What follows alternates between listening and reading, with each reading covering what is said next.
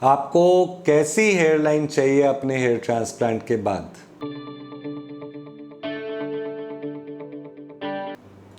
हाय, मैं doctor Arvind Poswal, doctor इस clinic Delhi India से। क्या आज तक आपने कभी पूछा या सोचा कि हेयर ट्रांसप्लांट कराने जा रहे हैं तो मुझे हेयर लाइन कैसी चाहिए? क्या ऋतिक रोशन जैसी चाहिए, टॉम क्रूज जैसी चाहिए, या सीआईडी वाले एसीपी प्रद्युमन वाली चाहिए? तो हेयर लाइन सोचना बहुत ज़रूरी है, क्योंकि आपका जब हम हेयर ट्रांसप्लांट करते हैं तो उसका ये मतलब नहीं होता कि सर पे सिर्फ थोड़े से बाल उगा दो और उसको हेयर ट्रांसप्लांट कह दो। और ये मतलब भी नहीं होता कि डॉक्टर एक लाइन लेके सीधी ऐसे लगा दे लाइट के साथ और वही आपकी हेयर लाइन हो जाएगी। हम लोग आपका एक इमेज मेकओवर करने वाले, एक पहचान बनाने वाले हैं, आपकी एक नई लुक बनाने वाले हैं। अगर आपको आसान वे में समझाऊं तो लुक बनेगी किससे? हेयर लाइन से। और वो लुक का पता किससे होगा कि कैसी लुक चाहिए? आपको पता होगा, डॉक्टर को थोड़ी सिर्फ पता होगा। डॉक्टर होते हुए मैं ये कह सकता हूँ कि हाँ, ये बहुत यंग हेयर लाइन है, इतने ग्राफ्ट आपके पास नहीं है। अगर नहीं हुए तो अब हर किसी को तो शाहरुख खान जैसे बाल भी नहीं दे सकते ना हम, डोनर हेयर भी होना चाहिए। लेकिन अपनी तरफ से तो मना नहीं करने लग जाओ ना कि नहीं मुझे चाहिए ही ऊंची सी। पहले ढंग से सोचो आपको लुक कैसा चाहिए। और ध्यान रखो, हेयर ट्रांसप्लांट थोड़े से बाल सर पे लगा के 100-200 बाल या 1000-2000 बाल इधर से उधर करने को नहीं कहते।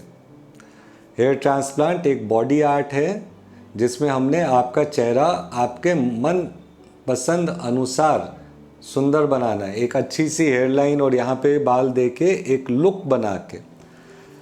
तो आपके कोई दोस्त भी हों जो हेयर ट्रांसप्लांट कराना चाह रहे हों और अभी तक उन्होंने अपना हेयर लाइन के बारे में ना सोचा हो तो उनसे ये ज़रूर शेयर करें।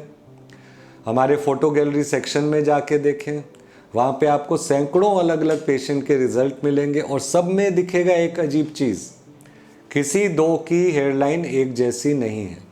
क्यों? क्योंकि हर पेशेंट की अपनी इच्छा होती है कि मुझे ये लुक चाहिए। कोई बोलता है मुझे बिल्कुल राउंडेड हेयर लाइन चाहिए, एक दूसरा बोलता है नहीं मुझे ऋतिक रोशन की तरह थोड़ा पीक चाहिए सेंटर में। तो आपको क्या चाहिए वो मैं सुनना चाहूँगा। ये नहीं होना चाहिए कि सिर्फ आपको एक सीधी सी लाइन और थोड़ा सा जिगजैग करके बोल दिया ये हेयर लाइन बन गया। तो इस वीडियो को लाइक भी करें और अगर आपका पिक्चर्स आपके पास हो तो मेरे पास व्हाट्सअप भी करें। और पिक्चर पे या तो पिक्चर पे हेयर लाइन ड्रॉ करो या एक नॉर्मल मार्कर पेन होता है उससे आप ऐसे अपने फेस पे भी ड्रॉ कर सकते हैं। वो मार्कर से ड्रॉ की हुई हेयर लाइन मिट जाती है।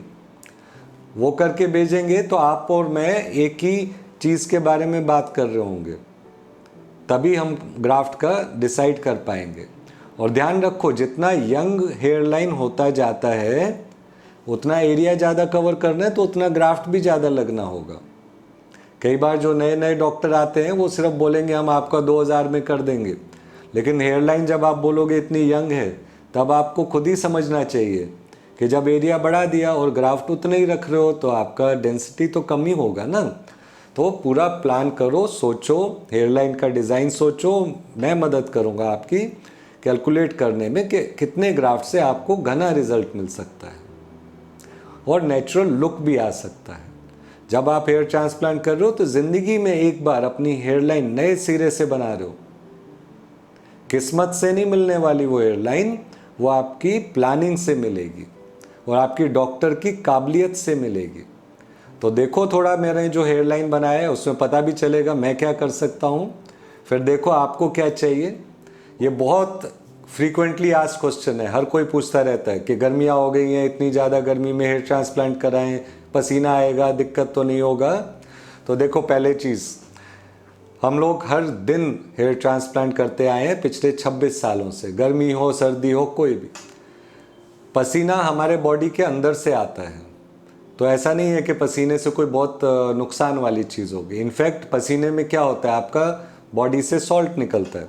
और हम लोग तो वैसे ही कई बार बोलते हैं ट्रांसप्लांट करने के बाद कि ठीक है थोड़ा नमक वाला पानी लगाते रहो।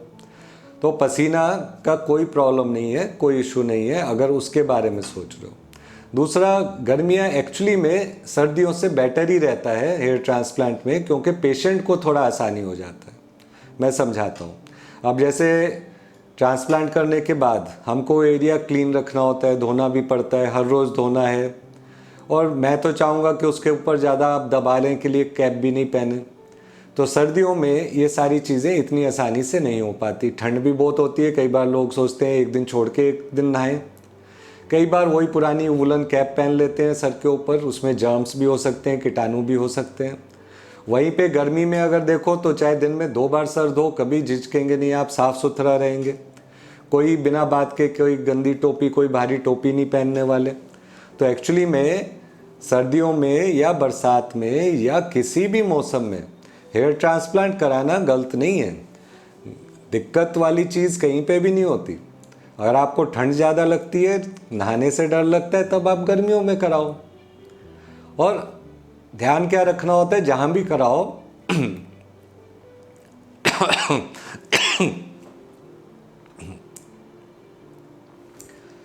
और ध्यान क्या रखना होता है कि जहाँ भी कराओ वो सिर्फ हेयर ट्रांसप्लांट वाला क्लिनिक हो। अब मैं कई बार देखता हूँ कोई लाइपोसक्शन भी कर रहा है, किसी की नाक भी सीधी कर रहे हैं, आईब्रो भी ठीक कर रहे हैं, बोटॉक्स भी लगा रहे हैं, उसके बीच में टाइम मिला तो हेयर ट्रांसप्लांट भी कर रहे हैं।